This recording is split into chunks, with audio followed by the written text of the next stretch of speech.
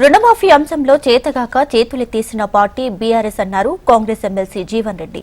10 ఏళ్ల పాటు బీఆర్ఎస్ అమలు చేసింది రుణమాఫీ కాదని వడ్డీ మాఫీ పథకమని మండలిలో జీవన్ రెడ్డి అన్నారు. దేశంలో రుణమాఫీ చేసిన ఏకైక ప్రభుత్వం తెలంగాణ కాంగ్రెస్ ప్రభుత్వం అన్నారు ఎమ్మెల్సీ జీవన్ రెడ్డి.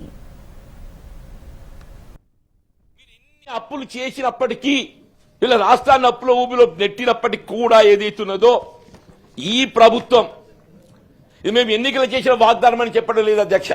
దయచేసి వాళ్ళు గమనించడం మొత్తం దేశంలో మా భారతీయ జనతా పార్టీ మిత్రులు కూడా ఇక్కడ ఉన్నారు అధ్యక్ష. వాళ్ళు వివిధ రాష్ట్రాల్లో అధికారులు ఉన్నారు. ఎక్కడైనా వాళ్ళు రుణమాఫీ ఆలోచన చేస్తున్నారు అధ్యక్ష. మొత్తం దేశంలో వీళ్ళు రుణమాఫీ చేస్తున్నటువంటి ఏకైక ప్రభుత్వము తెలంగాణ రాష్ట్రం కాంగ్రెస్ పార్టీ అని చెప్పక తప్పదు అధ్యక్ష. చెప్పండి, భారతీయ జనతా పార్టీ కదా అధ్యక్ష, ఇదే బీఆర్ఎస్ పార్టీ. మీరు 2 పర్యాలు రుణమాఫీ చేస్తామని చెప్పింది అధ్యక్ష. మీరు చేసింది ఏంటి? విడుదల వారీగా చేసింది అధ్యక్ష. విడుదల వారీగా చేయడంతో ఏమైంది అధ్యక్ష? మీరు చేసిన అప్పు అది రుణమాఫీ కాదు, వడ్డీ మాఫీ పథకంగా మారిపోయింది. వడ్డీ మాఫీ పథకం అది వడ్డీ మాఫీ పథకంగా మారిపోయింది అధ్యక్ష అని చెప్పంటూ నేను. 2వ పర్యాయం అయితే ఆ వడ్డీ మాఫీ కూడా లేదు, అది 80,000 రాగలేదు, అక్కడే నిలిపేసింది అధ్యక్ష.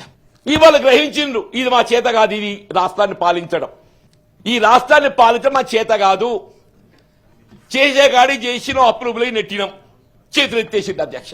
వాళ్ళ మేనిఫెస్టోలో మొన్నటి 2023 ఎన్నికల ప్రణాళికలో రుణమాఫీ అంశం వాళ్ళు అందులో పేర్కొన్నారు అధ్యక్ష. ఎందుకు? వాళ్ళు రుణమాఫీ చేయడం ఇది మాత్రం సాధ్యం కాదు, రైతులకు అండగా నిలవడం మాకు సాధ్యం కాదు, చేతులు ఎత్తేసింది. వాస్తవం కాదు అధ్యక్ష. కానీ కాంగ్రెస్ పార్టీ మనోధైర్యంతో రైతాంగానికి అండగా నిలిచే ప్రభుత్వం కేవలం కాంగ్రెస్ పార్టీ అనే భావన సంకల్పం అధ్యక్ష.